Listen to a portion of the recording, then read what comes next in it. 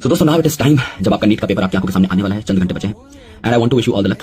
आपने काफी मेहनत की है इस एग्जामिनेशन के लिए एंड आपने जितनी भी मेहनत की है मैं दुआ करता हूं कि आपको उसका फल, उसका परिणाम जरूर अच्छा ही मिले एंड आप बढ़िया तरीके से अपना पेपर देकर के आइए। आपने 1, 2, 3 साल जितना भी काम किया है, डिपेंडिंग अपॉन आपने किस साल में प्रिपरेशन स्टार्ट की थी, वो सारी की सारी प्रिपरेशन रिफ्लेक्ट होने वाली है इन 3 घंटों के अंदर जब आप अपने पेपर को अटेम्प्ट कर रहे होंगे। यहाँ पर it is very critical for all of you all to maintain your calmness. यहाँ पर बिल्कुल भी जल्दबाजी मत करिएगा।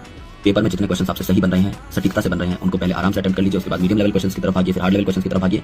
Time management is a real skill जो यहाँ पर आपकी हेल्प कर रही होगी। तो टाइम को मैनेज करते हुए चलना है, इत्मीनान से पेपर दीजिए और उसके बाद खुश मिजाजी के साथ बाहर लौटिए और अच्छे तरीके से लाइफ में फिर आगे बढ़िए, डिपेंडिंग अपॉन कैसा आपका पेपर रहता है। There are many more things that you can do in life. मैं हमेशा स्टूडेंट से एक बात कहता हूं कि भारत में अगर आपको डॉक्टर बनना है then NEET is a paper, लेकिन अगर आपको सफल बनना है तो आप अलग अलग तरीकों से भी सफल बन सकते हैं। आप रिस्पेक्टफुल पोजीशंस पर पहुंच सकते हैं, आप पैसा कमा सकते हैं, आप सोसाइटी के लिए कंट्रीब्यूट कर सकते हैं। There are many more ways and being a biologist you have ample ways and I will telling you all those things. आराम से बस अपना पेपर देकर के आइए, इत्मीनान से पेपर देकर के आइए, खुशी से लौटिए और जितना आपने किया है, जितना आपने मेहनत की है, जितना आपने काम किया है, उसका आपको एक अच्छा रिजल्ट मिल जाए। बस इतना ही मैं इस प्रकृति से दुआ करता हूं एंड आई होप आपको मिल भी जाएगा। बस चिंता मुक्त होकर जाना, चिंता मुक्त होकर आना, है ना, और ज्यादा टेंशन मत लेना। There are many more things. मैं बस यही कह रहा हूं कि हमें लगता है कि कई बार हम लाइफ के एक पैरामीटर को ना बहुत बड़ा आंक लेते हैं। जैसे अभी आपकी लाइफ में कुछ है नहीं, you are only 16 year old, 17 year old, 18 year old, 19 year old, आपको कुछ पता नहीं। आपको लगता है कि एकेडमिक्स इज ओनली थिंग। और मैं जब बच्चा था, मैं जब आपकी उम्र में था, तो मुझे भी यही लगता था कि एकेडमिक्स डिसाइड करेगी कि लाइफ में हम लोग क्या करने वाले हैं।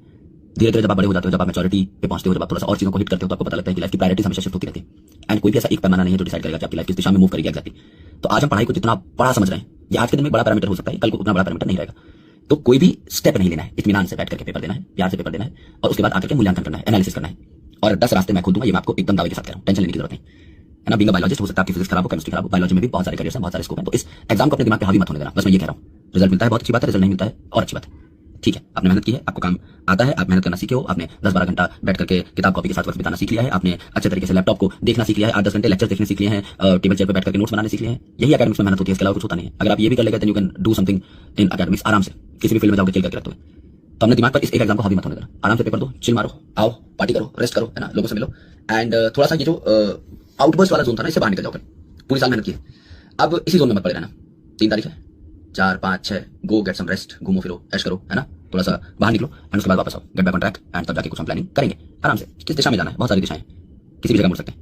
बहुत स्ट्रेस नहीं लेना है लाइफ में। Happiness and peace these are core things जिनके ऊपर काम करना होता है और ये कहीं से भी हाथ लग जाएंगे, तो टेंशन लेने की जरूरत नहीं। बार बार इसलिए बोल रहा हूँ क्योंकि छोटे भाई बहन हो, अभी कम उम्र है आपकी, चीजें कुछ हैं जो बाद में समझ में आएंगी, अभी समझाने की कोशिश कर सकता हूँ, बस मैं गारंटी नहीं ले सकता कि आपको चमकेगी या नहीं। बस एक फर्ज है जो निभाने के लिए यहाँ पर बैठा हूँ। बस यही कहूंगा कि दुनिया में बहुत सारी चीजें। तो एग्जाम होता है, बहुत अच्छी बात है, एग्जाम नहीं होता, ठीक है। जितनी मेहनत की है उतनी उड़ेल करके आ जाओ पेपर में 3 घंटे में, उससे ज्यादा तुम्हारे वश में कुछ है भी नहीं, है ना। चिल करो, बेस्ट ऑफ लक।